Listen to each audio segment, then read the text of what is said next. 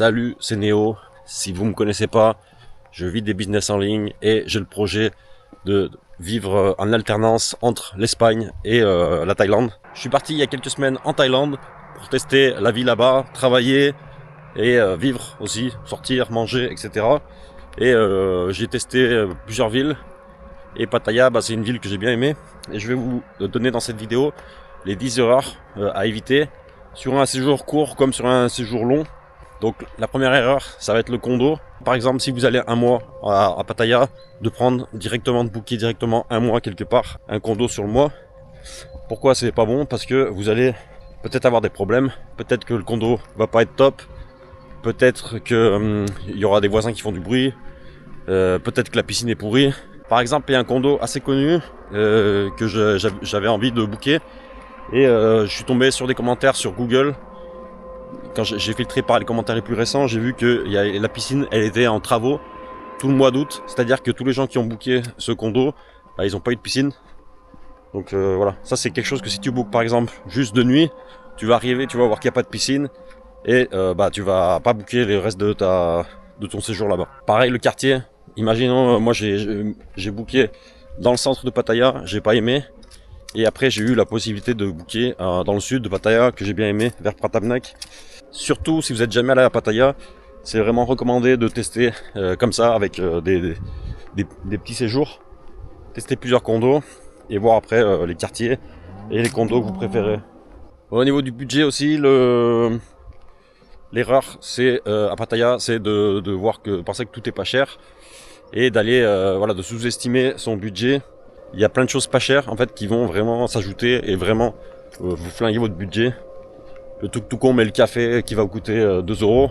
Voilà, vous multipliez par, si vous êtes 30 jours, vous multipliez par 30, ça fait déjà 60 euros. Les petits jus, les petits machins, les 7-Eleven. Et en fait, c'est vraiment facile de casser son budget, de faire x2. Pareil, les bars, c'est encore pire. Les soirées, si tu bois d'alcool, faut vraiment avoir dans ton porte-monnaie que l'argent que tu veux gaspiller dans la journée. Parce que ça va très vite. Faut aussi penser à ramener du cash. Amener 600 euros en gros quoi, sur vous, au moins, au minimum. Et après les ATM, parce qu'à la douane, ils peuvent vous demander de prouver que vous avez des fonds suffisants. Et donc c'est 20 000 bahts, donc prenez 600 euros. Et dans tous les cas, c'est mieux que de retirer dans le distributeur, parce que le distributeur à chaque fois il va vous prendre 250 bahts. Ça doit faire 6 euros, peut-être un truc comme ça. Donc à chaque fois, si vous allez retirer, et à chaque fois ça va vous prendre 6 euros tous les jours, voilà, c'est pareil, ça va vous flinguer votre budget. Une autre erreur à Pattaya, c'est de ne pas avoir de routine. C'est de faire n'importe quoi, de se lever tous les jours à 14h, aller dans les bars tout le temps, boire tous les jours, pas avoir de routine, justement pas faire de sport, pas travailler, pas bien dormir. Voilà, ça c'est une erreur parce que ça va impacter négativement votre séjour. Et alors que si vous avez une routine, si vous êtes bien, si des fois vous faites la fête, mais vous avez une routine, mais vous faites du sport, etc. En fait, ça va moins vous impacter. Et même psychologiquement, vous allez être moins déprimé si vous avez des petits soucis avec des filles, par exemple.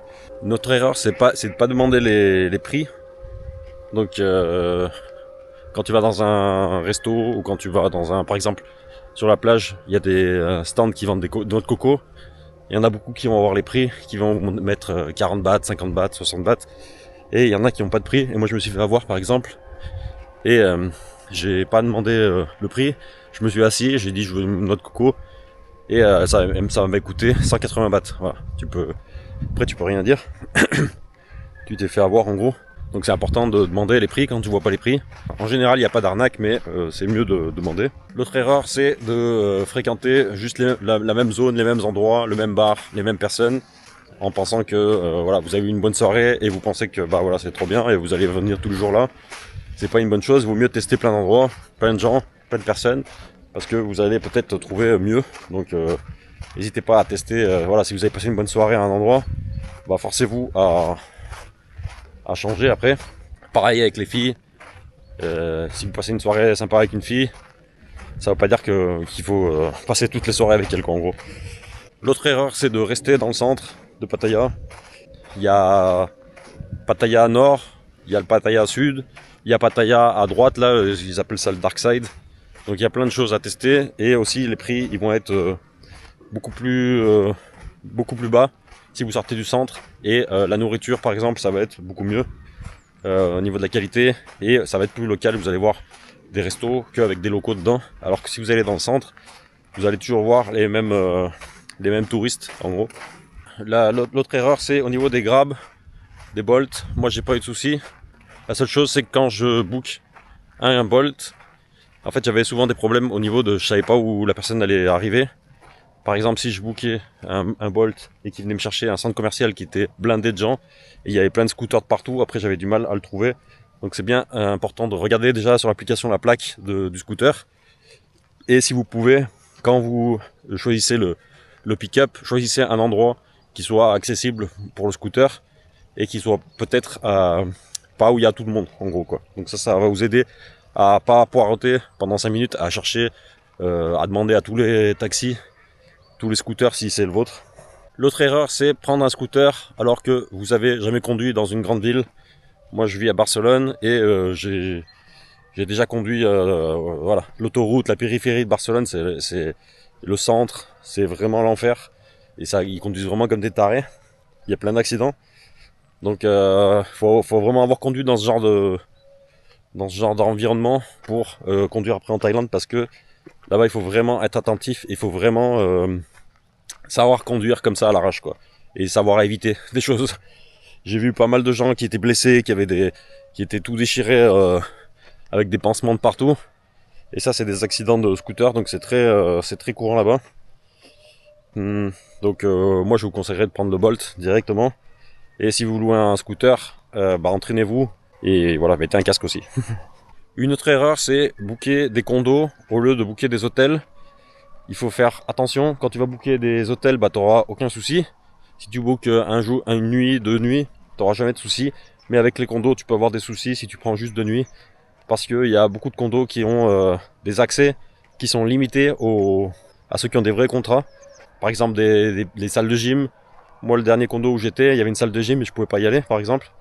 Parce que j'avais pas la clé, en gros. Pareil, au niveau des portes de sécurité que tu veux pas, t'as pas la carte pour rentrer. Ils font pas mal de choses à l'arrache, et en plus c'est illégal. Donc faut savoir que booker un condo juste de nuit, c'est illégal. Le minimum c'est 30 jours. Donc tout le monde le fait, c'est pas grave, mais vous allez avoir des limitations, donc pensez-y. Et la dernière erreur, c'est au niveau de la nourriture. C'est d'arriver et penser que, de vouloir tout goûter, de vouloir manger directement trop épicé, de trop tester de choses, et après avoir des problèmes intestinaux, ou alors voilà, que ça vous avoir mal aux fesses en gros avec les trucs trop piquants. Donc il faut y aller mollo, petit à petit, tester des choses. Faut pas hésiter à leur dire de pas épicer. Vous dites maipet, ça veut dire pas de piquant, et petit à petit vous pouvez commencer après à tester en disant moyennement piquant, et après piquant normal. Mais voilà, piquant normal, ça va quand même bien arracher quoi. Ah, donc Pattaya, c'est vraiment une ville facile pour vivre, une ville où vous avez accès à tout. Les prix sont relativement abordables. Si vous avez une routine, si vous vous occupez avec des choses qui sont pas payantes, vous allez réussir à maintenir un budget bas. Il y a plein de choses à faire. Il y a des temples, il y a la plage, il y a plein de choses à faire qui sont pas chères ou gratuites. Et il faut s'occuper avec ça, travailler aussi, rester chez vous, travailler, faire de la salle de gym, faire de la piscine.